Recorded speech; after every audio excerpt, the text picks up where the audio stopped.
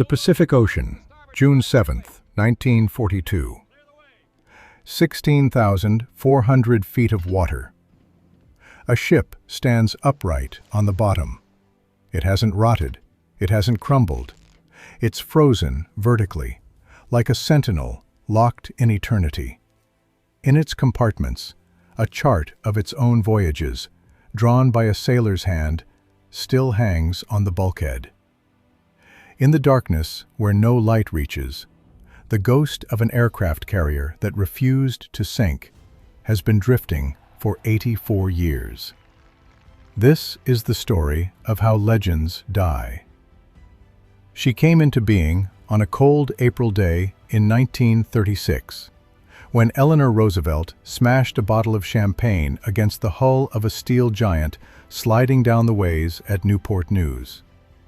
USS Yorktown, CV-5, was commissioned on September 30, 1937, becoming the benchmark for aircraft carriers. 810 feet long, 90 aircraft, a speed of 32.5 knots.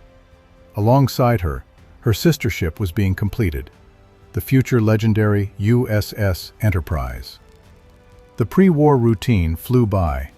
Caribbean maneuvers, a transfer to the Pacific Ocean, modernization with the installation of the CXAM radar. In the spring of 1941, Yorktown patrolled the Atlantic, hunting for German submarines. On December 2nd, she returned to Norfolk.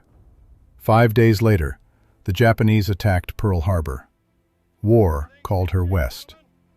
As early as February 1, 1942, her aircraft were bombing the Marshall Islands. In March, she struck Salamaua. The culmination was the Battle of the Coral Sea in May, the first carrier battle in history. Her pilots sank the light carrier Shoho and damaged Shokaku, but Yorktown herself took a bomb that pierced her flight deck.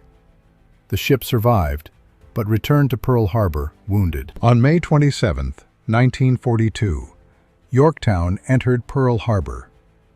Shipyard workers estimated 90 days for repairs. Admiral Nimitz, knowing the Japanese fleet was heading for Midway, asked her mechanics, how much time did they need? The answer stunned him: 72 hours.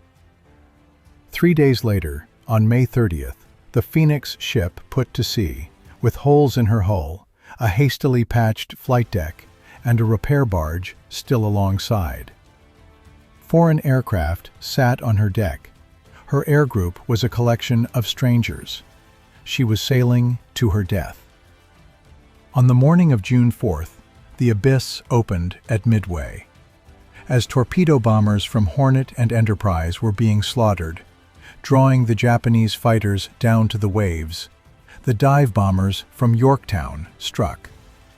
Maxwell Leslie's bombs turned the carrier Soryu into a blazing inferno. But retribution came from Hiryu. At noon, 3 Japanese bombs left the ship dead in the water. Miraculously getting underway again, Yorktown was hit by a second wave, torpedo bombers. 2 hits to the port side, a 26-degree list, the order to abandon ship. She would not sink. On the morning of June 5th, the destroyer Haman came alongside, providing power.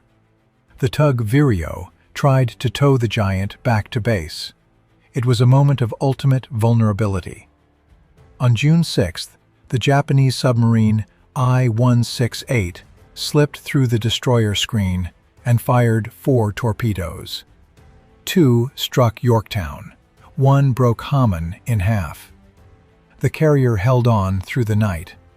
At dawn on June 7, 1942, she slowly capsized and descended to a depth of 16,400 feet.